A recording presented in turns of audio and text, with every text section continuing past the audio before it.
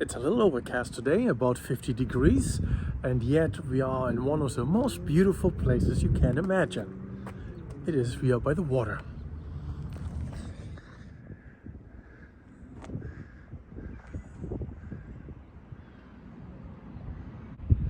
In the distance we are seeing Louis' Restaurant and Clam Bar.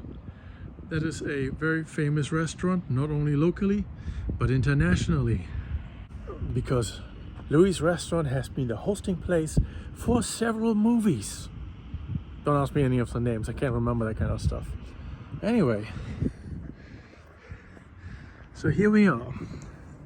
I wish I would have brought a selfie stick, so I'm not gonna lose my phone into the water.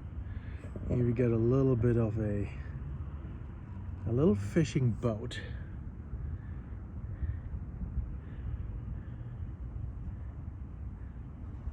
And on the other side over here, this is interesting too. This guy, they are in the process of putting out the moorings for the boats for the summer season. So they have a little power boat, and they got a little barge with all their materials, and one by one the moorings all go into the water. And why would I be here? Because I love this place.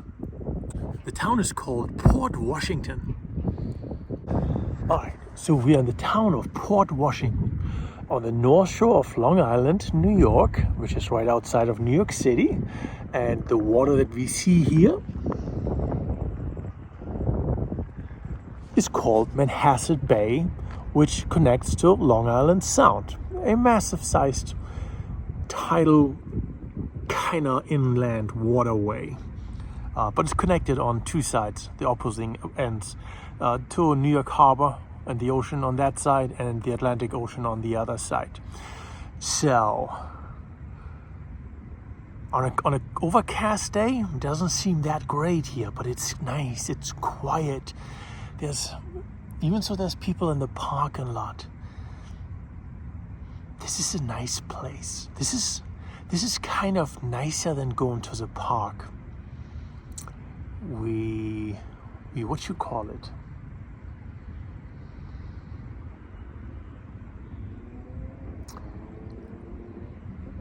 You know, when you go to the park or into the woods or mountains or something, right, on a trail, you can imagine traveling, maybe exploring the country and, being disconnected from society and the world.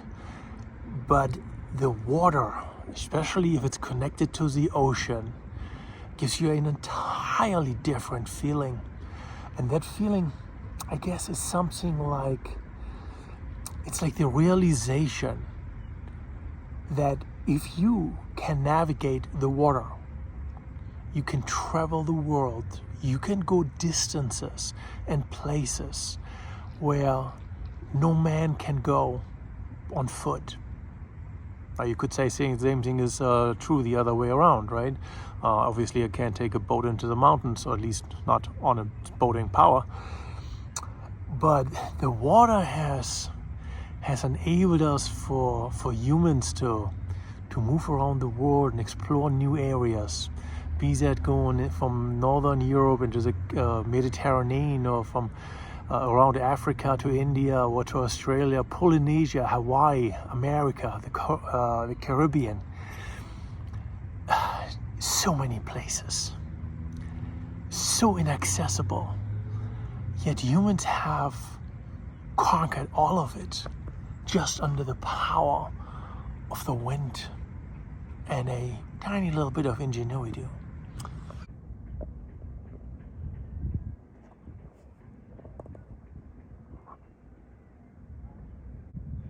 This guy is probably drifting a lot. I'm not sure if you can see it on the water over here. You should be able to see it a little bit. So the wind is blowing from our right, which is probably somewhere around an easterly wind. And that's exactly the direction the boat is coming from, or floating from. It's going from the right, from the east towards the west. So he may or may not have his engine on, maybe on just low idle. something like that. And he's turning around. So he definitely has his engine on. Coming back, looking for fishies.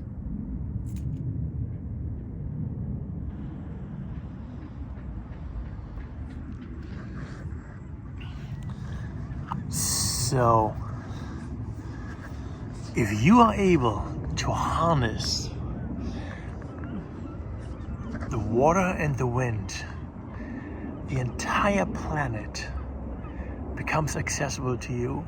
Any place that you cannot walk to can become accessible.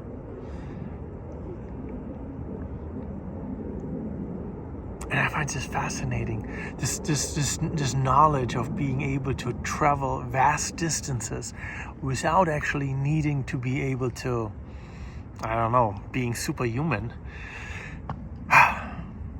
It's fascinating. Kind of inspires me a little bit. Just a tiny little bit. Right now I assume it's high tide because the air doesn't smell much. At low tide it's gonna have more of a, I don't know, what I associate with ocean smell, saltwater smell. But it's really at low tide, parts of the shoreline are exposed, and of course there's always some organic material hanging around, be that leaves or dead fish or shells, clams or whatever. And the smell that we normally associate with the ocean is actually rotting organic matter. And I love that smell. Actually, it's quite interesting too. I love the smell of the woods. And you know what the smell of the woods is? Rotting organic matter. I know, there's something about it. I guess I just love rotting shit. It's a lovely smell. My ex-wife was funny on that regard because I said rotting shit. She said to me, she loves the smell of cow shit. Because it gives you like a, I don't know, a farming natural kind of smell, kind of thingy.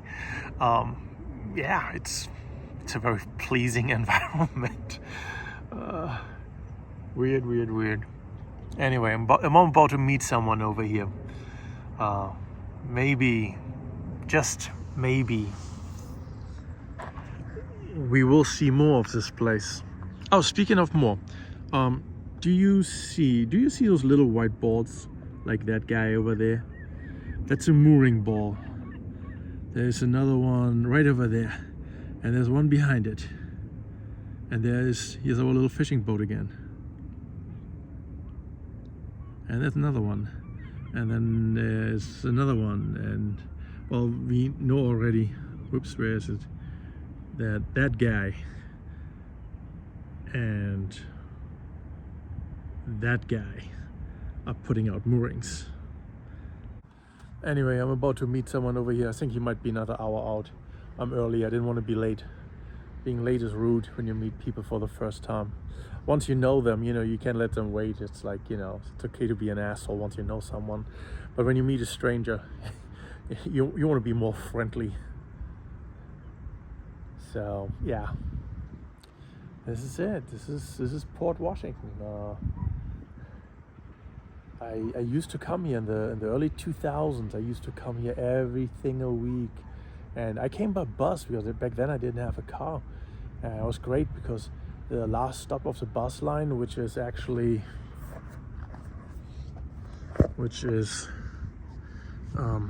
okay, so this land over here, it's just like a peninsula. It goes here and then it goes back on the other side, right? So there's an extension of the bay, and there was a marina there, and that was the last stop of the bus line.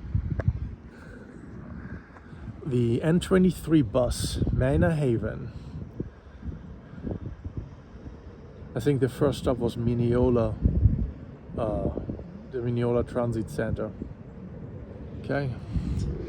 Oh, this is, okay, so let's see. So this guy is probably they call it a launch. So it's essentially a water taxi. And if you have a boat over here on one of those moorings, you can call the water taxi either by phone or VHF radio, channel 9. I think it's channel 9. And then he'll come to pick you up from your boat and bring you back to the town dock. Or if you're at the town dock and you need to get to your boat, then he'll pick you up and take you there. And this is the town dock. This is like a floating pier where you can temporarily tie up. It's not in service right now, it's too early in the season. And these two things over here, where are they? There's a little rowboats. You can borrow them to row to your boat on a mooring.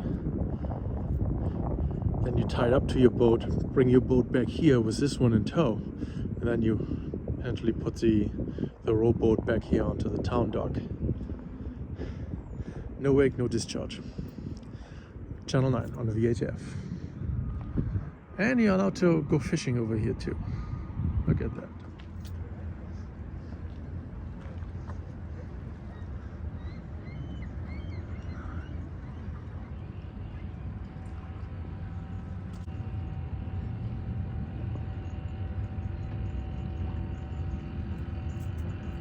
It's motoring.